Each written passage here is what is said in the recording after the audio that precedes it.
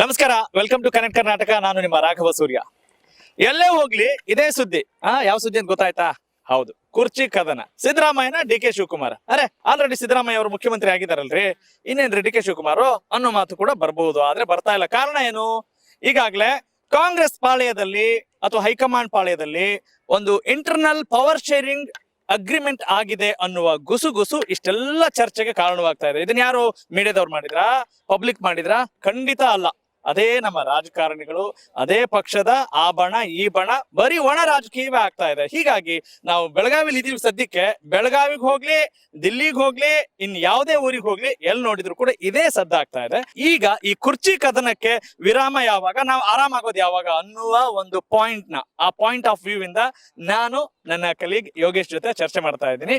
Just join with us. Yogesh, ಈಗಾಗಲೇ ಬಹಳ ಆಶ್ಚರ್ಯ ಅನ್ಸುತ್ತೆ. ಯಾಕಂತ ಹೇಳಿದ್ರೆ 5 ವರ್ಷ ನಾವು ಮ್ಯಾಂಡೇಟ್ ಕೊಟ್ಟಿದೀವ್ರಿ ಅಂತ ಕನ್ನಡದ ಜನತೆ, ಮತದಾರರು ಒಂದು ಜನಾದೇಶ ಕೊಟ್ಟ ಮೇಲೆ ಈ ಪವರ್ ಶೇರಿಂಗ್ ಡ್ರಾಮಾ ಸಿಕ್ಕಾಬಟ್ಟೆ ಸದ್ದಾಗ್ತಾ ಇದೆ. What is your point of view? ಮುಖ್ಯವಾಗಿ ಕಿಡಿ ಇಲ್ಲದೆ ಹೋಗಿ ಆಡಲ್ಲ. ಬೆಂಕಿ, ಕರೆಕ್ಟ್. ಖಂಡಿತವಾಗ್ಲೂ ವೋಟ್ ಶೇರಿಂಗ್ ನ ಚರ್ಚೆಗಳು 4 ಗೋಡೆ ಮಧ್ಯನೋ ಅಥವಾ ವಿಡಿಯೋ ಕಾನ್ಫರೆನ್ಸ್ ಅಲ್ಲೋ ನಡೆದಿದೆ. ಅದಕ್ಕೆ ಮುಖ್ಯವಾದ ಕಾರಣ ನಿಮಗೆ ನೆನಪಿರ್ಬೋದು, ಚುನಾವಣೆಗೂ ಮೊದಲೇ ಡಿ ಕೆ ಶಿವಕುಮಾರ್ ಅವರು ಓದಲ್ಲಿ ಬಂದಲ್ಲಿ ಕುಂತಲ್ಲಿ ನಿಂತಲ್ಲಿ ಒಂದೇ ಮಾತಾಡ್ತಾ ಇದ್ದಿದ್ದು, ಆಫ್ಟರ್ SM ಕೃಷ್ಣ ಒಕ್ಕಲಿಗರು ಯಾರು ಮುಖ್ಯಮಂತ್ರಿ ಆಗ್ತಾರೆ ಕಾಂಗ್ರೆಸ್ ಅಲ್ಲಿ ಅಂದ್ರೆ ಅದು ಈ ಬಾರಿ ನಿಮ್ಮ ಡಿ ಕೆ ಶಿವಕುಮಾರ್ ನೀವು ಕೈ ಜೋಡಿಸಿ ಅಂತ. ಅಲ್ಲಿಗೆ D K Shivakumar himself declare ಮಾಡ್ಕೊಬಿಟ್ಟಿದ್ರು, ನಾನು ಮುಖ್ಯಮಂತ್ರಿ ಆಗ್ತೀನಿ. ಬಿಕಾಸ್ KPCC ಅಧ್ಯಕ್ಷ ಸ್ಥಾನ ಕೊರೋನಾ ಸಂದರ್ಭದಲ್ಲಿ ಪಕ್ಷವನ್ನ ಕಟ್ಟಿ ಮೆಜಾರಿಟಿ ತಂದು ತರದ ಸುಲಭ ಅಲ್ಲ. ಇಲ್ಲಿ Siddaramaiah Greta, D K Shivakumar great ಅಂದ್ರೆ ಆಬ್ವಿಯಸ್ಲಿ ಇಬ್ರು ಗ್ರೇಟ್. ನೀವು ಗವಾಸ್ಕರ್ ಚೆನ್ನಾಗ್ ಆಡ್ತೀರಾ, ವಿರಾಟ್ ಕೊಹ್ಲಿ ಚೆನ್ನಾಗ್ ಆಡ್ತೀರಾ, ಅವ್ರ ಟೈಮಲ್ಲಿ ಅವ್ರು ಆಡಿದ್ದಾರೆ ಖಂಡಿತವಾಗ್ಲೂ ಕೂಡ. ಈಗ ಅಗ್ರಿಮೆಂಟ್ ಆಗಿದೆ ನಿಜವಾಗಿದ್ದಲ್ಲಿ ಡಿ ಕೆ ಶಿವಕುಮಾರ್ ಬಿಟ್ಕೊಡ್ಲೇಬೇಕಾದ ಸಂದರ್ಭ. ಇಲ್ಲಾಂದ್ರೆ ರಾಜಕೀಯದ ಸಂಧ್ಯಾಕಾಲ ಅಂತ ಹೇಳಕ್ ಆಗಲ್ಲ. ಮತ್ತೆ ಮುಖ್ಯಮಂತ್ರಿ ಆಗ್ತಾರ ಗೊತ್ತಿಲ್ಲ. ಸಿದ್ದರಾಮಯ್ಯ ಅವರ ಎಕ್ಸಿಟ್ ಎಲ್ಲರೂ ಅಂದುಕೊಂಡಷ್ಟು ಸುಲಭವಾಗಿರಲ್ಲ. ಅವ್ರ ಎಕ್ಸಿಟ್ ಅಷ್ಟು ಸುಲಭವಾಗಿರಲ್ಲ ಅಂತ ಹೇಳ್ತಾ ಇದ್ರೆ ಅದನ್ನ ಕ್ಲಾರಿಫೈ ಮಾಡ್ಬೇಕು ನಾವು ಮುಂದೆ. ನೀವು ಪಕ್ಕಾ ಕಾಂಗ್ರೆಸ್ಸಿಗರು ಅಂತ ಬಂದಾಗ ಸಿದ್ದರಾಮಯ್ಯ ಅವರ ಕೊಡುಗೆ ಕಾಂಗ್ರೆಸ್ ಪಕ್ಷಕ್ಕೆ ಅತಿ ದೊಡ್ಡದು. ಆದ್ರೆ ಅವ್ರು ಮೂಲತಃ ಕಾಂಗ್ರೆಸ್ಸಿಗರಲ್ಲ. ಹಂಗನ್ಬಿಟ್ಟು ಈ ಸಂದರ್ಭದಲ್ಲಿ ಅವ್ರನ್ನ ಹೊರಗಡೆ ಬಂದ್ರು ಅಂತ ಹೇಳಕ್ ಆಗಲ್ಲ. ಸೀನಿಯರಿಟಿಯಲ್ಲಿ ಸಿದ್ದರಾಮಯ್ಯ ಸೀನಿಯರ್, ಪಕ್ಷ ನಿಷ್ಠೆಯಲ್ಲಿ ಡಿ ಕೆ ಶಿವಕುಮಾರ್ ಸೀನಿಯರ್. ಆಯ್ತಾ? Siddaramaiah as a mass leader ಆಗಿ ಪಕ್ಷಕ್ಕೆ ಅನಿವಾರ್ಯ, ಅವಶ್ಯಕ ಅಲ್ಲ. At the same time D K ಕೂಡ ಒಬ್ಬ ಸಂಘಟನಾ ಚಿತ್ರರಾಗಿ, ಏನ್ ಜನ ಸೇರಿಸ್ಬಿಟ್ರೆ ಚುನಾವಣೆ ಮಾಡಕ್ಕಾಗತ್ತಾ? ಫಂಡ್ ಬೇಕು. ಪಾರ್ಟಿ ಕೂಡ ಫ್ಯೂಲ್ ಬೇಕು, ಗಾಡಿ ಇದ್ದಂಗೆ. ನೀವು ಎಷ್ಟು ಅಂದ್ರೆ ಡಿ ಕೆ ಶಿವಕುಮಾರ್ ದುಡ್ಡು ತಂದ್ಬಿಡ್ತಾರೆ, ಅಕ್ರಮ ಮಾಡ್ಬಿಟ್ಟವ್ರೆ, ಭ್ರಷ್ಟಾಚಾರ ಮಾಡ್ಬಿಟ್ಟವ್ರೆ, ಅವ್ರ ಬ್ಯಾಂಕ್ ಬ್ಯಾಲೆನ್ಸ್ ಅಷ್ಟಿದೆ, ಅವ್ರ ಆಸ್ತಿ ಎಲ್ಲೆಲ್ಲಿದೆ, ಅದ್ ನಮಗ್ ಬೇಕಾಗಿಲ್ಲ. ಪಕ್ಷವನ್ನ ನಡೆಸೋಕೆ ಎಷ್ಟು ಬೇಕೋ ಅಷ್ಟು ಚಾತುರ್ಯತೆ ಅವ್ರ ಹತ್ರ ಇದೆ. ನೀವೊಂದು ಗಾಡಿಯನ್ನು ನಡೆಸೋಕೆ ಎಷ್ಟು ಪೆಟ್ರೋಲ್ ಬೇಕೋ ಆ ರೀತಿ ಯಾವ ಬಿಸ್ನೆಸ್ ಮ್ಯಾನ್ ಇಂದ ಏನ್ ತರಬೇಕು. ನಿಮಗೆ ಚೆನ್ನಾಗಿ ನೆನಪಿರಬಹುದು, 2023 ವಿಧಾನಸಭೆ ಚುನಾವಣೆ ಸಂದರ್ಭದಲ್ಲಿ ಆಕಾಂಕ್ಷಿಗಳು ಯಾರೇ ಇದ್ರು 2 ಲಕ್ಷ ರೂಪಾಯಿ ಬಾಂಡ್ ತಗೊಳ್ಳಿ, 1 ಲಕ್ಷ ರೂಪಾಯಿ ಸೇಮ್ ಪಾರ್ಟಿ ಫಂಡ್ GB ಎಲೆಕ್ಷನ್ಗೆ 50,000 ಹಾಕ್ಬಿಟ್ಟು ಕಟ್ಟಿ ಕ್ಯಾಟಗರಿ ಇರೋರು 25,000. ಇದು ಪಾರ್ಟಿಯನ್ನ ಇದೆಲ್ಲ ಸಿದ್ದರಾಮಯ್ಯ ಅವ್ರ ತಲೆ ಕೆಡಿಸ್ಕೊಳ್ಳಲ್ಲ.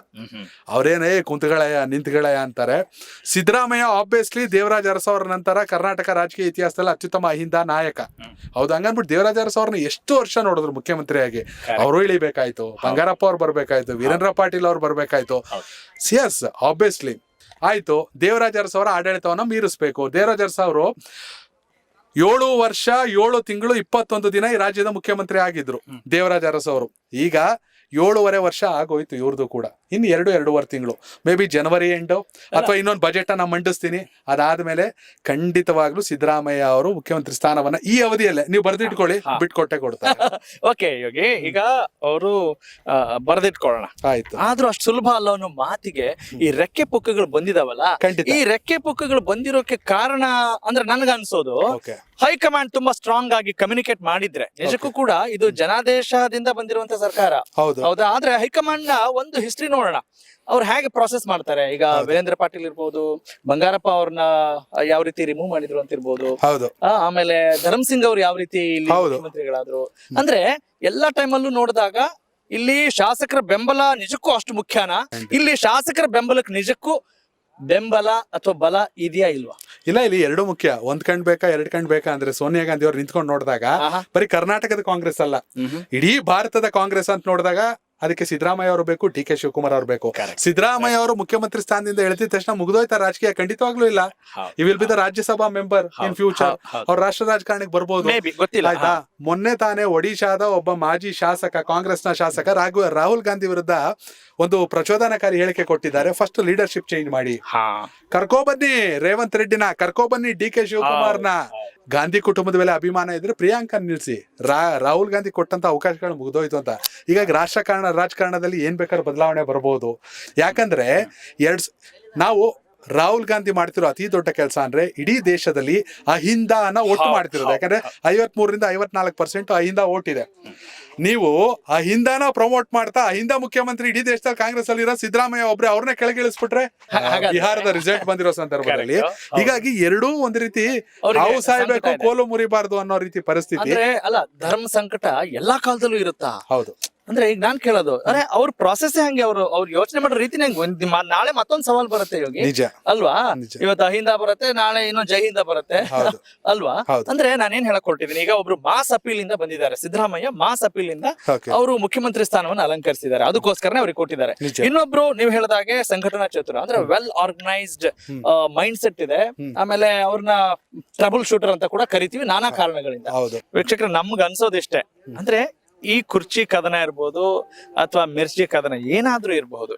ಜನವರಿ 6ಕ್ಕೆ ಪ್ರಮಾಣ ವಚನ ಸ್ವೀಕರಿಸ್ತಾರೋ, 9ಕ್ಕೆ ಪ್ರಮಾಣ ವಚನ ಸ್ವೀಕರಿಸ್ತಾರೋ, ಅಥವಾ ಅವರ ಆತ್ಮೀಯರು, ಅವರ ಶಿಷ್ಯರು, ಅವರ ಭಕ್ತರು, ಅಭಿಮಾನಿಗಳು ಏನ್ ಹೇಳ್ತಾರ ಅನ್ನೋದು ಇಂಪಾರ್ಟೆಂಟ್ ಅಲ್ಲ.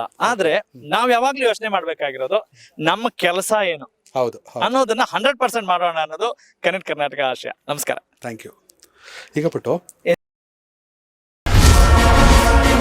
ಕನೆಕ್ಟ್ ಕರ್ನಾಟಕ, ಇದು ನಿಮ್ಮ ನೆಟ್ವರ್ಕ್.